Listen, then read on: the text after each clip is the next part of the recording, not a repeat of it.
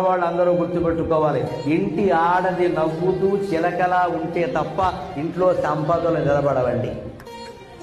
అలాగే ఆవిడ నవ్వాలి కదా అని చెప్పేసి ఆవిడ నవ్వకుండా ఏడుస్తుంటే నవ్వమని చెప్పానా చితకొట్టేస్తారు పట్టు అనుకోవడం. నవ్వేలా మగవాడు ప్రవర్తించాలి. భర్త మనశ్శాంతిగా జీవించేలా భార్య ఉండాలి. భార్య హాయిగా నవ్వుతూ ఉండేలా భర్త ప్రవర్తించాలి. అది సహజంగా జరగాలి. అంటే ఒక ఆవిడ కూర్చొని భర్త కొట్టాట, నట్టింట్లో కూర్చొని ఏడుతారు. నట్టింట్లో కూర్చొని ఏడవద్దని చెప్పానా? మరి కొట్టమని ఎవడు చెప్పాడు? తాగేసి వచ్చి కొడతావా? పైగా ఏడవడానికి ఓ ప్రేష అంటే ప్రెస్ మీట్ పెట్టి ఏడవాలా?